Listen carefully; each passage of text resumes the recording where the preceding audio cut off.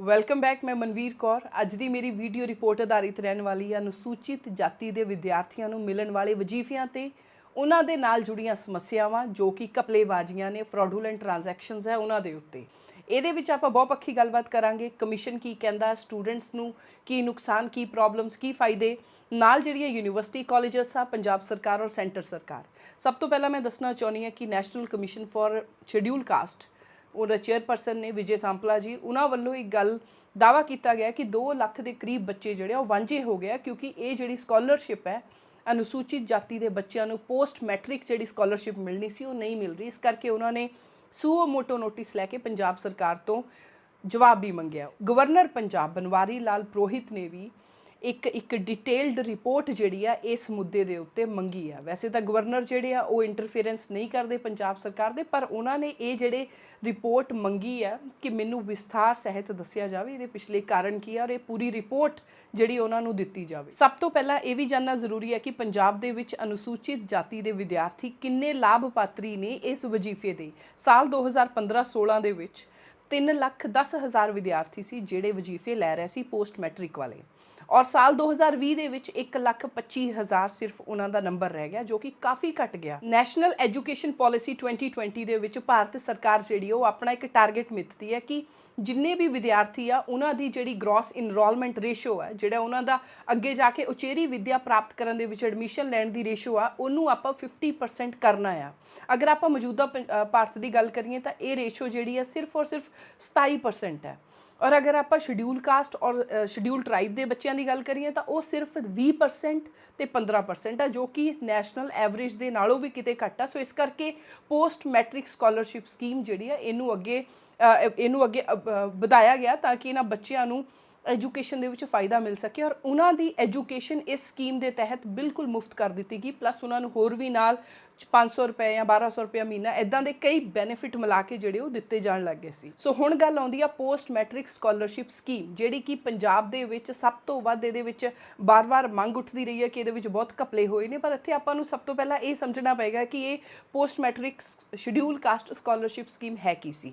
ਇਹਦੇ ਵਿੱਚ ਅਨੁਸੂਚਿਤ ਜਾਤੀ ਦੇ ਬੱਚੇ ਜਿਨ੍ਹਾਂ ਦੀ ਪੜ੍ਹਾਈ ਬਿਲਕੁਲ ਹੀ ਫ੍ਰੀ ਕਰ ਦਿੱਤੀ ਜਾਣੀ ਸੀ ਇਸ ਸਕੀਮ ਦੇ ਤਹਿਤ, ਇਹ ਹੋਈ ਵੀ ਆ। ਬਹੁਤ ਵਿਦਿਆਰਥੀਆਂ ਦੀ ਜਿਹੜੀ ਪੜ੍ਹਾਈ ਆ ਫ੍ਰੀ ਹੋਈ ਆ, ਪਲੱਸ ਉਹਨਾਂ ਨੂੰ ਨਾਲ ਹੋਰ ਵੀ ਅਲਾਉਐਂਸਿਸ ਮਿਲਦੇ ਸੀ। ਰਿਸਰਚ ਸਕਾਲਰਸ ਜਿਹੜੇ ਚਾਹੇ ਕਿੱਡੀ ਵੀ ਯੂਨੀਵਰਸਿਟੀ 'ਚ ਬੱਚਾ ਪੜ੍ਹ ਰਿਹਾ, ਚਾਹੇ ਰਿਸਰਚ ਕਰ ਰਿਹਾ, ਚਾਹੇ +2 ਤੋਂ ਬਾਅਦ ਕੋਈ ਪੋਲੀਟੈਕਨਿਕ ਦਾ ਡਿਪਲੋਮਾ ਜਾਂ ਕੁਝ ਵੀ ਆ, ਉਹਨਾਂ ਨੂੰ ਫ੍ਰੀ ਐਜੂਕੇਸ਼ਨ ਮਿਲਦੀ ਸੀ। ਔਰ ਇਹ ਜਿਹੜੀ ਸਕੀਮ ਸੀ ਇਹ 2017 ਤੋਂ ਪਹਿਲਾਂ, ਇਸ ਗੱਲ ਨੂੰ ਸਮਝਣਾ ਆਪਣੇ ਲਈ ਬਹੁਤ ਜ਼ਰੂਰੀ ਹੈ ਕਿ 2017 ਤੋਂ ਪਹਿਲਾਂ ਇਹ ਜਿਹੜੀ ਸਕੀਮ ਸੀ ਇਹ ਜ਼ਿਆਦਾਤਰ ਸੈਂਟਰ ਸਰਕਾਰ ਦੇ ਯੋਗਦਾਨ ਨਾਲ ਚੱਲਦੀ ਸੀ। 90% ਤੇ 10% ਸਟੇਟ ਦਿੰਦਾ ਸੀ, ਜੋ ਉਹਦੀ ਇੱਕ ਫਿਕਸਡ ਲਾਇਬਿਲਿਟੀ, ਇੱਕ ਕਾਮਨ ਲਾਇਬਿਲਿਟੀ ਜਿਹੜੀ ਬਣਦੀ ਸੀਗੀ ਸਟੇਟ ਦੀ। ਔਰ ਉਸ ਤੋਂ ਬਾਅਦ ਕੀ ਹੁੰਦਾ ਹੈ ਕਿ 2017 ਤੋਂ 2020 ਤੱਕ, 2017-18 ਤੋਂ 2020 ਤੱਕ ਸੈਂਟਰ ਸਰਕਾਰ ਇਹਦੇ 'ਚੋਂ ਪਿੱਛੇ ਹੋ ਜਾਂਦੀ ਆ ਔਰ ਸਟੇਟਸ ਨੂੰ ਕਹਿੰਦੀ ਹੈ ਕਿ ਤੁਸੀਂ ਆਪਣੇ ਲੈਵਲ 'ਤੇ ਇਹਨੂੰ ਰਨ ਕਰੋ ਜਾਂ ਇਹਦੇ ਵਿੱਚ ਜ਼ਿਆਦਾ ਹਿੱਸਾ ਸਟੇਟ ਪਾਵੇ, ਸੈਂਟਰ ਨਹੀਂ। ਸੋ ਇੱਥੇ ਥੋੜ੍ਹੀ ਜਿਹੀ ਪ੍ਰੋਬਲਮ ਖੜੀ ਹੁੰਦੀ ਹੈ। ਔਰ ਉਸ ਤੋਂ ਬਾਅਦ 2020 ਦੇ ਵਿੱਚ ਸੈਂਟਰ ਸਰਕਾਰ ਇਹਦੇ ਵਿੱਚ ਵਾਪਿਸ ਆਉਂਦੀ ਹੈ ਸਕੀਮ ਦੇ ਵਿੱਚ, ਔਰ 60-40 ਦੀ ਰੇਸ਼ੋ ਦੇ ਨਾਲ ਇਹ ਜਿਹੜੀ ਸਕਾਲਰਸ਼ਿਪ ਸਕੀਮ ਆ ਇਹਨੂੰ ਅੱਗੇ ਵਧਾਇਆ ਜਾਂਦਾ ਹੈ। ਹੁਣ ਇਹਦੇ ਵਿੱਚ ਜਿਹੜੀਆਂ ਘਪਲੇਬਾਜ਼ੀਆਂ ਵੀ ਹੋਈਆਂ ਉਹ ਇਹੀ ਫੇਜ਼ ਦੇ ਵਿੱਚ ਹੋਈਆਂ ਕਿ ਜਦੋਂ ਸੈਂਟਰ ਸਰਕਾਰ ਚਲਾਉਂਦੀ ਸੀ ਔਰ ਜਦੋਂ ਪੰਜਾਬ ਸਰਕਾਰ ਚਲਾਉਣ ਲੱਗ ਗਈ। ਸੋ ਇਸ ਕਰਕੇ ਮੈਂ ਇਸ ਚੀਜ਼ ਦਾ ਵੇਰਵਾ ਦਿੱਤਾ ਤਾਂ ਕਿ ਆਪਾਂ ਉਹ ਘਪਲਿਆਂ ਨੂੰ ਔਰ ਉਹ ਘਪਲੇ ਕਰਨ ਦੇ ਢੰਗਾਂ ਨੂੰ ਸਮਝ ਸਕੀਏ ਕਿ ਕਿਵੇਂ ਅਨੁਸੂਚਿਤ ਜਾਤੀ ਦੇ ਬੱਚਿਆਂ ਦੇ ਨਾਲ ਜਿਹੜਾ ਮਾੜਾ ਕੀਤਾ ਗਿਆ ਸਾਡੇ ਪੰਜਾਬ ਦੀ ਸਰਕਾਰ ਵੱਲੋਂ। ਪੰਜਾਬ ਦੇ ਵਿੱਚ ਸਰਕਾਰ ਚਾਹੇ ਕਿਸੇ ਵੀ ਗਵਰਨਮੈਂਟ ਦੀ ਹੋਵੇ, ਉਹਨਾਂ ਦੇ ਲਈ ਇੱਕ ਦੁਬਿਧਾ ਹਮੇਸ਼ਾ ਰਹੀ ਹੈ। ਇੱਕ ਪਾਸੇ ਤਾਂ ਉਹਨਾਂ ਨੂੰ ਇਹ ਪ੍ਰੈਸ਼ਰ ਹੁੰਦਾ ਕਿ ਕੋਈ ਵੈਲਫੇਅਰ ਸਕੀਮ ਲਾਂਚ ਕਰਕੇ ਅਸੀਂ ਵੋਟਾਂ ਪੱਕੀਆਂ ਕਰ ਸਕੀਏ, ਔਰ ਦੂਸਰੇ ਪਾਸੇ ਜਿਹੜਾ ਪੰਜਾਬ ਦਾ ਖਜ਼ਾਨਾ ਆ ਉਹ ਬਿਲਕੁਲ ਖਾਲੀ ਹੈ, ਉਹਦੇ ਵਿੱਚ ਪੈਸਾ ਟਿਕਦਾ ਨਹੀਂ ਹੈ। ਬਹੁਤ ਮਾੜੀ ਹਾਲਤ ਪੰਜਾਬ ਦੀ ਆਰਥਿਕ ਤੌਰ 'ਤੇ ਹੈਗੀ ਆ। 3.25 ਲੱਖ ਕਰੋੜ ਇੱਕ ਕਰਜ਼ਾ ਆ ਜਿਹੜਾ ਸਿੱਧਾ ਦਿਖਦਾ, ਬਾਕੀ ਦੇ ਕਰਜ਼ੇ ਜਿਹੜੇ ਮਿਲਾ ਕੇ ਤਾਂ ਇਹ ਨੰਬਰ ਬਹੁਤ ਅੱਗੇ ਤੱਕ ਚਲਾ ਜਾਂਦਾ ਹੈ।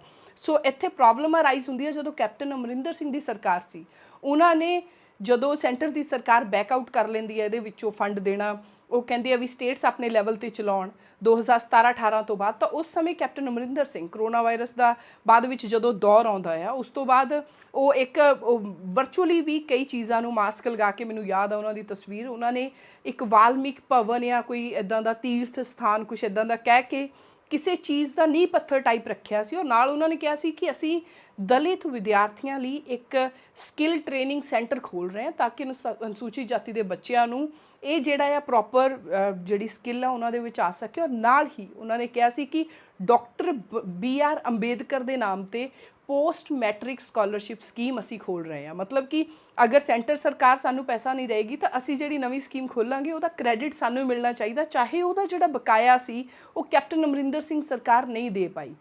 कैप्टन अमरिंदर सिंह सरकार 2020 ਦੇ ਵਿੱਚ ਹੀ सेंटर सरकार ਨੂੰ पत्र लिखदी और ਉਹਦੇ ਵਿੱਚ ਉਹ ਕਹਿੰਦੇ ਆ ਕਿ ਅਸੀਂ ਜਿਹੜੀ ਇਹ ਵਜ਼ੀਫਾ ਸਕੀਮ ਆ ਪੰਜਾਬ ਨਹੀਂ ਚਲਾ ਸਕਦਾ, ਜਿਹੜਾ 500 ਤੋਂ 700 ਕਰੋੜ ਦਾ ਸਾਡੇ ਉੱਪਰ ਵਿੱਤੀ ਬੋਝ ਪੈ ਰਿਹਾ ਹੈ ਵਜ਼ੀਫੇ ਦੇਣ ਦੇ ਨਾਲ, ਇਸ ਕਰਕੇ ਸਾਡੀ ਮਦਦ ਕੀਤੀ ਜਾਵੇ। ਸਾਲ 2020 ਦੇ ਵਿੱਚ ਦੁਬਾਰਾ ਸੈਂਟਰ ਦੀ ਸਰਕਾਰ ਇਸ ਵਜ਼ੀਫੇ ਸਕੀਮ ਦੇ ਵਿੱਚ 60-40 ਦੀ ਰੇਸ਼ੋ ਦੇ ਨਾਲ ਆਉਂਦੀ ਹੈ ਕਿ 60 ਸੈਂਟਰ ਦੀ ਸਰਕਾਰ ਔਰ 40 ਜਿਹੜੀ ਉਹ ਪੰਜਾਬ ਸਟੇਟ ਦਾ ਹੈਗੀ। ਸੋ ਇੱਥੋਂ ਪਤਾ ਲੱਗਦਾ ਹੈ ਕਿ ਇੱਕ ਪਾਸੇ ਤਾਂ ਕੈਪਟਨ ਅਮਰਿੰਦਰ ਸਿੰਘ ਜੀ ਨੂੰ ਉਹ ਪ੍ਰੈਸ਼ਰ ਉਹੀ ਕਿ ਦਲਿਤ ਕਾਰਡ ਖੇਡ ਕੇ ਵੋਟਾਂ ਲੈਣੀਆਂ ਆ, ਬਸ ਜਿਹੜੀਆਂ ਦਲਿਤ ਵੋਟ ਬੈਂਕ ਹੈ ਇਹਨੂੰ ਕਿਸੇ ਤਰ੍ਹਾਂ ਕੈਪਚਰ ਕੀਤਾ ਜਾਵੇ, ਔਰ ਦੂਸਰੇ ਪਾਸੇ ਪੰਜਾਬ ਦੀ ਵਿੱਤੀ ਹਾਲਤ ਇੰਨੀ ਪਤਲੀ ਸੀ ਕਿ ਇਹਨਾਂ ਬੱਚਿਆਂ ਨੂੰ ਜਿਹੜੇ ਡਿਜ਼ਰਵ ਕਰਦੇ ਬੱਚੇ ਸੀ ਉਹਨਾਂ ਨੂੰ ਵਜ਼ੀਫੇ ਨਹੀਂ ਸੀ ਦੇ ਪਾਉਂਦੇ। ਕੈਪਟਨ ਅਮਰਿੰਦਰ ਸਿੰਘ ਸਰਕਾਰ ਦੇ ਵਿੱਚ ਹੀ ਇੱਥੋਂ ਤੱਕ ਕਿ ਇਹ ਜਿਹੜਾ ਬਕਾਇਆ ਸੀ ਵਜ਼ੀਫਿਆਂ ਦਾ ਉਹ 1570 ਕਰੋੜ ਤੋਂ ਵੀ ਵੱਧ ਜਿਹੜਾ ਸੀ ਉਹ ਪੰਜਾਬ ਸਟੇਟ ਦੇ ਉੱਪਰ ਹਜੇ ਖੜਾ ਸੀਗਾ। ਇਹ ਜਿਹੜਾ ਬਕਾਇਆ, ਮੈਂ ਕਿਉਂ ਸ਼ਬਦ ਵਰਤਿਆ, ਕਿਉਂਕਿ ਇਹ ਜਿਹੜੀ ਸਕੀਮ ਦਾ ਪੈਸਾ ਸੀ ਪਹਿਲਾਂ ਸਿੱਧਾ ਹੀ ਕਾਲਜਸ, ਯੂਨੀਵਰਸਿਟੀਜ਼, ਉਹ ਇੰਸਟੀਟਿਊਸ਼ਨਸ ਨੂੰ ਜਾਂਦਾ ਸੀ ਜਿੱਥੋਂ ਬੱਚਾ ਵਿੱਦਿਆ ਲੈਂਦਾ ਸੀ, ਉਹੀ ਸਿੱਧਾ ਇੰਸਟੀਟਿਊਸ਼ਨ ਦੇ ਬੈਂਕ ਅਕਾਊਂਟ 'ਚੋਂ ਬੱਚੇ ਦੀ ਫੀਸ ਭਰੀ ਜਾਂਦੀ ਸੀ। ਸੋ ਕਾਲਜਸ, ਯੂਨੀਵਰਸਿਟੀਜ਼ ਨੂੰ ਸਿੱਧੀਆਂ ਹਦਾਇਤਾਂ ਨੇ ਕਿ ਤੁਸੀਂ ਸਟੂਡੈਂਟਸ ਦਾ ਐਡਮਿਸ਼ਨ ਨਹੀਂ ਰੋਕੋਗੇ, ਅਨੁਸੂਚਿਤ ਜਾਤੀ ਦੇ ਬੱਚਿਆਂ ਨੂੰ ਜਿਹੜੇ ਐਲੀਜੀਬਲ ਨੇ ਸਕੀਮ ਦੇ ਵਿੱਚ ਉਹਨਾਂ ਨੂੰ ਤੁਸੀਂ ਪੜ੍ਹਾਓਗੇ ਔਰ ਇਹਦੀ ਜਿਹੜੀ ਫੀਸ ਆ ਉਹ ਸਰਕਾਰ ਪੇ ਕਰੇਗੀ। ਪਰ ਸਰਕਾਰ ਵੱਲੋਂ ਕੀਤਾ ਨਹੀਂ ਗਿਆ, ਇਸ ਕਰਕੇ ਕੈਪਟਨ ਅਮਰਿੰਦਰ ਸਿੰਘ ਸਰਕਾਰ ਵੇਲੇ ਹੀ 1570 ਕਰੋੜ ਤੋਂ ਵੱਧ ਦਾ ਜਿਹੜਾ ਬਕਾਇਆ ਉਹ ਖੜਿਆ ਰਿਹਾ। ਪੰਜਾਬ ਸਰਕਾਰ ਦਾ ਹੱਥ ਤੰਗ ਹੋਣ ਕਰਕੇ ਜਿਹੜੇ ਪ੍ਰਾਈਵੇਟ ਇੰਸਟੀਟਿਊਸ਼ਨ ਸੀ ਜਿਹੜੇ ਅਨੁਸੂਚਿਤ ਜਾਤੀ ਬੱਚਿਆਂ ਨੂੰ ਫ੍ਰੀ ਐਜੂਕੇਸ਼ਨ ਦੇ ਰਹੇ ਸੀ ਔਰ ਉਹਨਾਂ ਨੂੰ ਉਮੀਦ ਸੀ ਕਿ ਪੰਜਾਬ ਦੀ ਸਰਕਾਰ ਸਾਨੂੰ ਸਿੱਧਾ ਫੰਡ ਟ੍ਰਾਂਸਫਰ ਕਰ ਦੇਗੀ, ਉਹਨਾਂ ਵੱਲ ਉਧਾਰ ਚੱਲਣ ਲੱਗ ਗਿਆ ਔਰ ਉਹ ਉਧਾਰ ਜਦੋਂ ਚੱਲਦਾ ਗਿਆ ਸੋ ਫਿਰ ਉਹ ਕਰਜ਼ੇ ਤੇ ਕਰਜ਼ਾ ਉੱਥੇ ਵੀ ਚੜ੍ਹਦਾ ਗਿਆ ਕਿ ਪਿਛਲੇ ਸਾਲ ਵਾਲਾ ਇਸ ਸਾਲ ਲਾ ਦਿੱਤਾ ਔਰ ਇਸ ਸਾਲ ਵਾਲਾ ਅਗਲੇ ਸਾਲ ਲਾਵਾਂਗੇ। ਸੋ ਜਿਹੜੀ ਇਹ ਸਕੀਮ ਸੀਗੀ ਉਹਦੇ ਵਿੱਚ ਜਿਹੜੀ ਇੱਕ ਬੋਝ ਔਰ ਇੱਕ ਮੈਸ ਕੇਓਸ ਜਿਹੜਾ ਸੀ ਉਹ ਇਸ ਸਕੀਮ ਦੇ ਅਰਾਊਂਡ ਜਿਹੜਾ ਉਹ ਕ੍ਰੀਏਟ ਹੋਇਆ। ਇਹੀ ਬਕਾਇਆ ਵੱਧ ਕੇ ਅੱਜ ਦੇ ਸਮੇਂ ਦੇ ਵਿੱਚ 2000 ਕਰੋੜ ਤੋਂ ਵੀ ਪਲੱਸ ਹੋ ਚੁੱਕਾ ਹੈ। ਹੁਣ ਆਪਾਂ ਗੱਲ ਕਰਦੇ ਹਾਂ ਕਿ ਇਹ ਜਿਹੜਾ ਪ੍ਰੋਪਰ ਵਜ਼ੀਫੇ ਦੀ ਸਕੀਮ ਸੀ ਇਹਦੇ ਵਿੱਚ ਸਮੱਸਿਆਵਾਂ ਕਿੱਥੇ ਆਈਆਂ ਜਾਂ ਕਹੀਏ ਕਿ ਇਹਦੇ 'ਚ ਘਪਲੇ ਕਿੱਥੇ ਹੋਏ। ਇਹਦੇ ਵਿੱਚ ਇੱਕ ਤਾਂ ਸਭ ਤੋਂ ਵੱਡੀ ਸਮੱਸਿਆ ਸੀ ਕਿ ਘਪਲੇ ਹੋਏ ਨੇ, ਭ੍ਰਸ਼ਟਾਚਾਰ ਹੋਇਆ ਆ, ਮਾੜੀਆਂ ਨੀਤੀਆਂ ਦੇ ਨਾਲ ਫਰੋਡੂਲੈਂਟ ਟ੍ਰਾਂਜੈਕਸ਼ਨਸ ਕੀਤੀਆਂ ਗਈਆਂ ਔਰ ਦੂਸਰੀ ਸਮੱਸਿਆ ਇਹ ਸੀ ਕਿ ਪੰਜਾਬ ਸਰਕਾਰ ਦੀ ਜਿਹੜੀ ਵਿੱਤੀ ਹਾਲਤ ਮਾੜੀ ਸੀ, ਉਹ ਆਪਣਾ ਪੈਸਾ ਨਹੀਂ ਸੀ ਪਾ ਸਕਦੇ ਸਕੀਮ ਦੇ ਵਿੱਚ, ਇਸ ਕਰਕੇ ਜੋ ਸੈਂਟਰ ਤੋਂ 60% ਫੰਡ ਆਉਂਦਾ ਸੀ ਉਹਨੂੰ ਯੂਟਿਲਾਈਜ਼ ਕਰ ਲਿਆ ਜਾਂਦਾ ਸੀ। ਪਰ ਜਿਹੜੀ ਪੰਜਾਬ ਸਟੇਟ ਹੈ ਉਹਦੇ ਵਿੱਚੋਂ ਕਲੈਰਿਟੀ ਇੱਥੇ ਮੇਰੇ ਕੋਲ ਨਹੀਂ ਹੈ ਕਿ ਪੰਜਾਬ ਸਰਕਾਰ ਆਪਣਾ ਜੋ ਬਣਦਾ ਫੰਡ ਸੀ ਉਹ ਪਾਉਂਦੀ ਵੀ ਰਹੀ ਆ ਹਰ ਵਾਰ ਕਿ ਨਹੀਂ ਪਾਉਂਦੀ ਰਹੀ। ਜਿੱਥੋਂ ਤੱਕ ਮੇਰੇ ਸਮਝ ਦੇ ਵਿੱਚ ਪੂਰਾ ਸਿਨੈਰੀਓ ਨੂੰ ਪਿਛਲੇ 5-7 ਸਾਲਾਂ ਦਾ ਪੜ੍ਹ ਕੇ ਆਇਆ ਕਿ ਪੰਜਾਬ ਸਰਕਾਰ ਦੀ ਕਈ ਵਾਰੀ ਵਿੱਤੀ ਹਾਲਤ ਇੱਦਾਂ ਦੀ ਹੁੰਦੀ ਸੀ ਕਿ ਉਹ ਇਹਨਾਂ ਯੂਨੀਵਰਸਿਟੀ ਕਾਲਜਾਂ ਦਾ ਜਿਹੜਾ ਬਕਾਇਆ ਸੀ ਉਹ ਨਹੀਂ ਚੁਕਾ ਪਾਉਂਦੇ ਸੀ ਔਰ ਸੈਂਟਰ ਸਰਕਾਰ ਨੇ ਵੀ ਕਈ ਵਾਰੀ ਪਿੱਛੇ ਤੋਂ ਫੰਡ ਰੋਕ ਲਿਆ ਕਿ ਪਹਿਲਾਂ ਤੁਸੀਂ ਆਪਣਾ 40% ਪਾਓ, ਉਸ ਤੋਂ ਬਾਅਦ ਅਸੀਂ 60% ਦਾ ਹਿੱਸਾ ਪਾਵਾਂਗੇ। ਇਹ ਇੱਕ ਬਹੁਤ ਵੱਡੀ ਸਮੱਸਿਆ ਹੈ। ਨਾਲ ਹੁਣ ਗੱਲ ਕਰਦੇ ਹਾਂ ਘਪਲਿਆਂ ਦੀ। ਘਪਲੇ ਇਹ ਸੀ ਕਿ ਜਦੋਂ ਇਹ ਸਕੀਮ ਸ਼ੁਰੂ ਕੀਤੀ ਗਈ ਸੀ 2017 ਤੋਂ ਪਹਿਲਾਂ ਜਾਂ ਇਨਫੈਕਟ ਸਾਲ 2018, 19, 20 ਤੱਕ ਵੀ ਜਿਹੜਾ ਪੈਸਾ ਸੀ ਉਹ ਸਿੱਧਾ ਹੀ ਕਾਲਜ, ਯੂਨੀਵਰਸਿਟੀਆਂ ਦੇ ਖਾਤੇ 'ਚ ਜਾਂਦਾ ਸੀ। ਸੋ ਜਿਹੜੇ ਪ੍ਰਾਈਵੇਟ ਅਦਾਰੇ ਸੀ ਉਹਨਾਂ ਨੇ ਇੱਕ ਡੰਮੀ ਐਡਮਿਸ਼ਨ, ਇੱਕ ਫੇਕ ਐਡਮਿਸ਼ਨ ਬਣਾ ਕੇ ਸਰਕਾਰ ਤੋਂ ਪੈਸੇ ਲੈਣ ਦਾ ਕੰਮ ਸ਼ੁਰੂ ਕਰ ਲਿਆ। ਡੰਮੀ ਐਡਮਿਸ਼ਨਸ ਦਾ ਫਰਾਡ ਇੱਥੋਂ ਤੱਕ ਕੀਤਾ ਗਿਆ ਕਿ ਪੰਜਾਬ ਦੇ 2 ਕਾਲਜ ਇੱਦਾਂ ਦੇ ਸੀ ਜਿਨ੍ਹਾਂ ਦੇ ਵਿੱਚ 1700 ਬੱਚਾ ਇੱਕ ਕਾਲਜ ਪੜ੍ਹਦਾ ਸੀ ਔਰ 1700 ਦੂਸਰੇ ਦੇ ਵਿੱਚ। ਉਹਨਾਂ ਦੇ ਵਿੱਚੋਂ 950 ਤੋਂ ਵੱਧ ਬੱਚੇ ਜਿਹੜੇ ਸੀ ਜਿਨ੍ਹਾਂ ਨੂੰ ਵਜ਼ੀਫਾ ਮਿਲਣਾ ਸੀ ਔਰ ਜਦੋਂ ਬਾਅਦ ਵਿੱਚ ਸੈਂਟਰਲ ਏਜੰਸੀ ਨੇ ਜਿਹੜੀ ਉਹਨਾਂ ਦਾ ਡਿਪਾਰਟਮੈਂਟ ਸੀ ਉਹਨਾਂ ਨੇ ਸਕਰੂਟਨੀ ਕੀਤੀ ਉਹ ਬੱਚਿਆਂ ਦੇ ਫਾਰਮਸ ਦੀ, ਤਾਂ ਉਹਨਾਂ ਨੂੰ ਪਤਾ ਲੱਗਿਆ ਕਿ ਦੋਨਾਂ ਕਾਲਜਸ ਦੇ ਵਿੱਚ ਸੇਮ ਹੀ ਬੱਚੇ ਪੜ੍ਹ ਰਹੇ ਨੇ। ਇਸ ਸਮੇਂ ਦੇ ਉੱਤੇ ਆ ਕੇ ਆਧਾਰ ਕਾਰਡ ਲਿੰਕ ਹੋ ਗਿਆ ਸੀ ਆਪਣੇ ਐਡਮਿਸ਼ਨ ਬੱਚਿਆਂ ਦੇ ਐਡਮਿਸ਼ਨ ਫਾਰਮਸ ਦੇ ਨਾਲ ਔਰ ਜਦੋਂ ਆਧਾਰ ਕਾਰਡ ਮੈਚ ਕੀਤੇ ਗਏ ਤਾਂ ਉਹ ਸੇਮ ਬੱਚੇ ਇੱਕ ਸਕੂਲ 'ਚ ਪੜ੍ਹ ਰਹੇ ਸੀ ਔਰ ਸੇਮ ਹੀ ਦੂਜੇ ਦੇ ਵਿੱਚ ਪੜ੍ਹ ਰਹੇ ਸੀ। ਸੋ ਇੱਥੋਂ ਪਤਾ ਲੱਗਿਆ ਕਿ ਬੋਗਸ ਫਰਜ਼ੀ ਐਡਮਿਸ਼ਨ ਦਿਖਾ ਕੇ ਅਨੁਸੂਚਿਤ ਜਾਤੀ ਦੇ ਬੱਚਿਆਂ ਦੇ ਪ੍ਰਾਈਵੇਟ ਇੰਸਟੀਟਿਊਸ਼ਨਸ ਪੈਸਾ ਬਟੋਰ ਰਹੇ ਸੀ। ਅਗਰ 4 ਸਾਲ ਦਾ ਕੋਰਸ ਹੈ ਤਾਂ ਉਹਦੇ ਵਿੱਚ ਬੱਚਿਆਂ ਦਾ ਐਡਮਿਸ਼ਨ ਕਰ ਲਿਆ ਜਾਂਦਾ ਸੀ ਔਰ 2 ਸਾਲ ਜਾਂ 3 ਸਾਲ ਬਾਅਦ ਜਦੋਂ 80% ਗ੍ਰਾਂਟ ਸਰਕਾਰ ਤੋਂ ਆ ਜਾਂਦੀ ਸੀ ਤਾਂ ਸਰਕਾਰ ਨੂੰ ਇਹ ਸ਼ੋਅ ਕਰ ਦਿੱਤਾ ਜਾਂਦਾ ਸੀ ਕਿ ਉਹ ਬੱਚੇ ਤਾਂ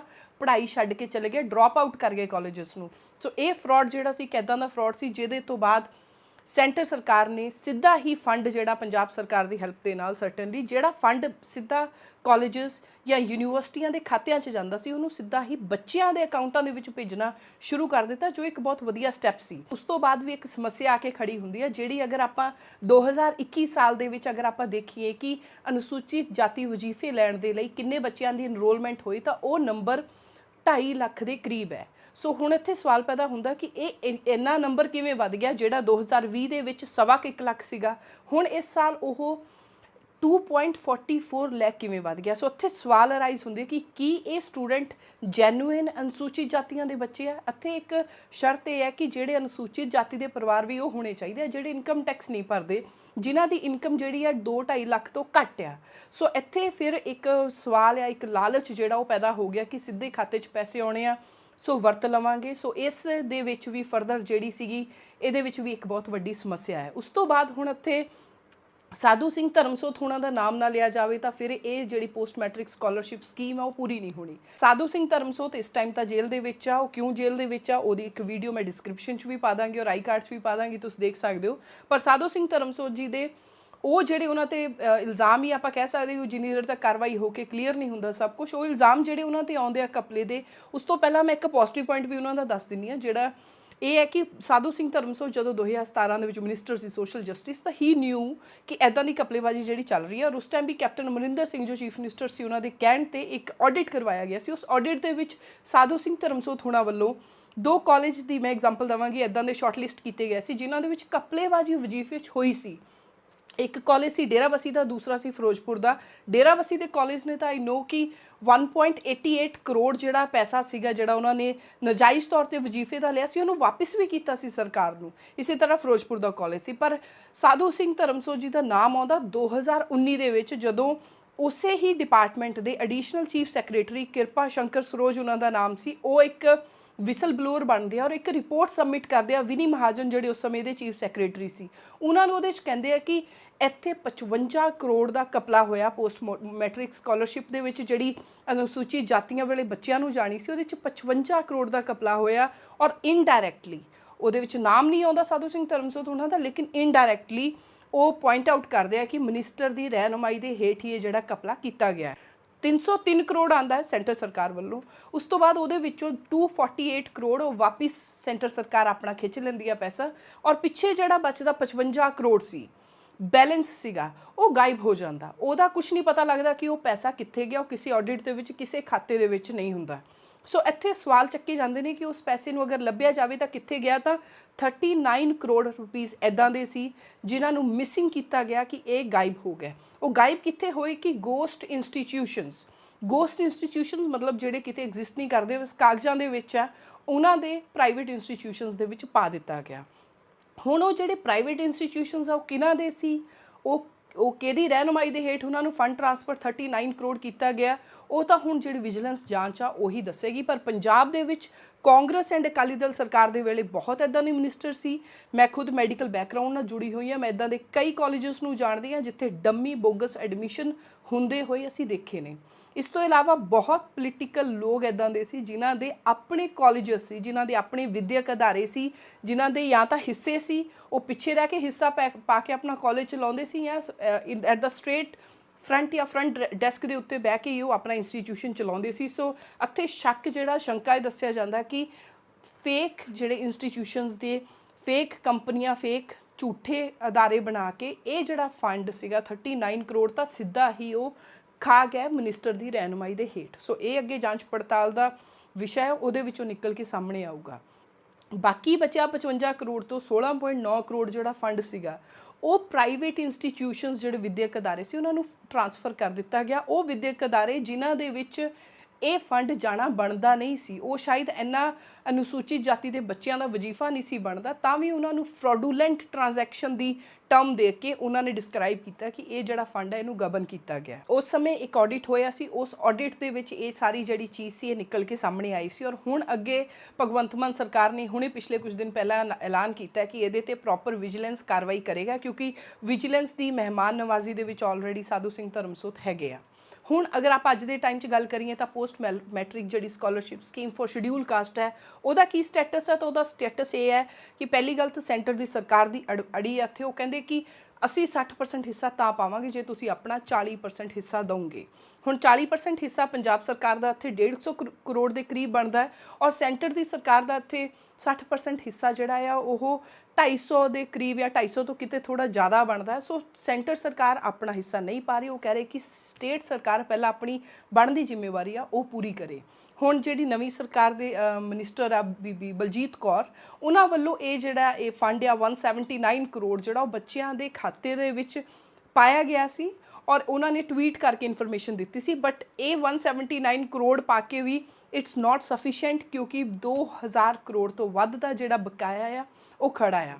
ਹੁਣ ਜਿਹੜਾ ਇਹ ਬਕਾਇਆ ਖੜਾ ਆ ਪੰਜਾਬ ਸਰਕਾਰ ਦਾ ਵਿਦਿਅਕ ਅਦਾਰਿਆਂ ਵੱਲ, ਉਹਦਾ ਨੁਕਸਾਨ ਕੀ ਹੈ? ਪਹਿਲੀ ਗੱਲ ਤਾਂ ਇਹ ਹੈ ਵੀ ਜਿਹੜੇ ਪ੍ਰਾਈਵੇਟ ਕਾਲਜਸ, ਯੂਨੀਵਰਸਿਟੀਜ਼ ਜਾਂ ਇੰਸਟੀਟਿਊਸ਼ਨ ਆ, ਉਹ ਅਨੁਸੂਚਿਤ ਜਾਤੀ ਬੱਚੇ ਆ ਉਹਨਾਂ ਨੂੰ ਹਰਾਸ਼ ਕਰਦੇ ਆ। ਇੱਦਾਂ ਦੀਆਂ ਬਹੁਤ ਐਗਜ਼ਾਮਪਲਾਂ, ਬਹੁਤ ਰਿਪੋਰਟਸ ਹੈਗੀਆਂ ਜਿੱਥੇ ਬੱਚਿਆਂ ਨੂੰ, ਅਨੁਸੂਚਿਤ ਜਾਤੀ ਬੱਚਿਆਂ ਨੂੰ, ਉਹਨਾਂ ਦੀ ਜਸਟ ਫੰਡ ਨਾ ਸਰਕਾਰ ਵੱਲੋਂ ਆਉਣ 'ਤੇ ਉਹਨਾਂ ਨੂੰ ਪੇਪਰ ਦੇਣ ਤੋਂ ਰੋਕਿਆ ਗਿਆ, ਉਹਨਾਂ ਨੂੰ ਰੋਲ ਨੰਬਰ ਨਹੀਂ ਦਿੱਤੇ ਗਏ, ਉਹਨਾਂ ਦੀਆਂ ਡਿਗਰੀਆਂ ਰੋਕ ਲਈਆਂ ਗਈਆਂ, ਉਹਨਾਂ ਨੂੰ ਹਰਾਸ਼ਮੈਂਟ ਦਿੱਤੀ ਗਈ। ਉਹਨਾਂ ਨੂੰ ਕਿਹਾ ਗਿਆ ਕਿ ਤੁਸੀਂ ਪੈਸੇ ਪੇ ਕਰੋ ਜਿੱਥੋਂ ਮਰਜ਼ੀ ਲਿਆ ਕੇ।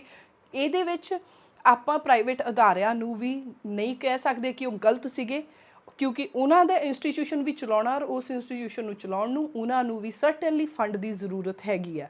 ਸੋ ਇਹ ਜਿਹੜੀ ਪ੍ਰੋਬਲਮ ਅਰਾਈਜ਼ ਹੋਈ, ਇਹਦੇ ਵਿੱਚ ਅਨੁਸੂਚਿਤ ਜਾਤੀ ਬੱਚਿਆਂ ਦੀਆਂ ਕੰਪਲੇਂਟਸ ਤੇ ਹੀ ਅੱਜ national commission for scheduled caste ਕਹਿੰਦੇ ਕਿ ਅਸੀਂ ਸੂਓ ਮੋਟੋ ਨੋਟਿਸ ਲੈ ਰਹੇ ਹਾਂ, ਕਿਉਂਕਿ ਬਹੁਤ ਘਟ ਗਿਆ ਨੰਬਰ ਇਹਨਾਂ ਬੱਚਿਆਂ ਦਾ ਜਿਨ੍ਹਾਂ ਨੂੰ ਵਜ਼ੀਫੇ ਚਾਹੀਦੇ ਆ, ਜਿਨ੍ਹਾਂ ਨੂੰ ਅੱਗੇ ਐਜੂਕੇਸ਼ਨ ਲੈਣ ਦੇ ਲਈ ਇਹਨਾਂ ਵਜ਼ੀਫਿਆਂ ਦੀ ਬਹੁਤ ਜ਼ਿਆਦਾ ਜ਼ਰੂਰਤ ਹੈ। ਇਹ ਸੀ ਅੱਜ ਦੀ ਮੇਰੀ ਵੀਡੀਓ ਰਿਪੋਰਟ। ਮੈਨੂੰ ਲੱਗਦਾ ਲੰਬੀ ਹੋ ਜਾਂਦੀ ਹੈ। ਲੰਬੀ ਹੋਣ ਦਾ ਕਾਰਨ ਇਹ ਹੈ ਕਿਉਂਕਿ ਮੈਨੂੰ ਹੁੰਦਾ ਕਿ ਮੈਂ ਸਿੰਪਲੈਸਟ ਫਾਰਮ ਐਕਸਪਲੇਨ ਕਰਕੇ ਇਹ ਇਨਫੋਰਮੇਸ਼ਨ ਤੁਹਾਨੂੰ ਦੇਵਾਂ, ਔਰ ਇਹਦੇ ਵਿੱਚ ਅਗਰ ਤੁਹਾਨੂੰ ਲੱਗਦਾ ਤੁਹਾਡੇ ਕੋਲ ਸਮਾਂ ਘੱਟ ਹੈ, ਵੀਡੀਓ ਲੰਬੀ ਹੋ ਜਾਂਦੀ ਹੈ, ਤਾਂ ਤੁਸੀਂ ਸੈਟਿੰਗ ਦੇ ਵਿੱਚ ਜਾ ਕੇ ਜਿਹੜੀ ਸਪੀਡ ਹੈ, ਉਹ ਪਲੇਬੈਕ ਸਪੀਡ ਹੈ ਜਿਹੜੀ, ਉਹਨੂੰ ਵਧਾ ਸਕਦੇ ਹੋ। ਉਹਨੂੰ 1.25 ਕਰ ਸਕਦੇ ਹੋ, 1.5 ਕਰ ਸਕਦੇ ਹੋ। ਉਹਦੇ 'ਚ ਮੈਂ ਤੇਜ਼ ਬੋਲਾਂਗੀ ਔਰ ਇਹਦੇ ਨਾਲ ਜਿਹੜੀ ਵੀਡੀਓ ਤੁਹਾਡੀ ਉਹ ਜਲਦੀ ਪੂਰੀ ਹੋ ਜਾਏਗੀ।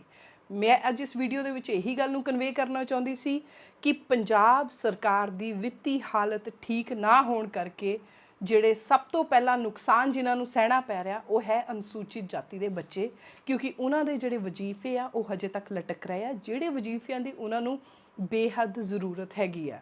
Thank you so much for watching. ਤੁਹਾਨੂੰ ਵੀਡੀਓ ਵਧੀਆ ਲੱਗੀ ਤਾਂ ਆਪਣੇ ਵਿਊਜ਼ ਜਿਹੜੇ ਆ, ਤੁਹਾਡੇ ਜੋ ਵੀ ਵਿਚਾਰ ਹੈ ਇਹਦੇ 'ਤੇ ਆ, ਉਹ ਮੈਨੂੰ ਕਮੈਂਟ ਬਾਕਸ ਦੇ ਵਿੱਚ ਜ਼ਰੂਰ ਸ਼ੇਅਰ ਕਰੋ। Thank you so much.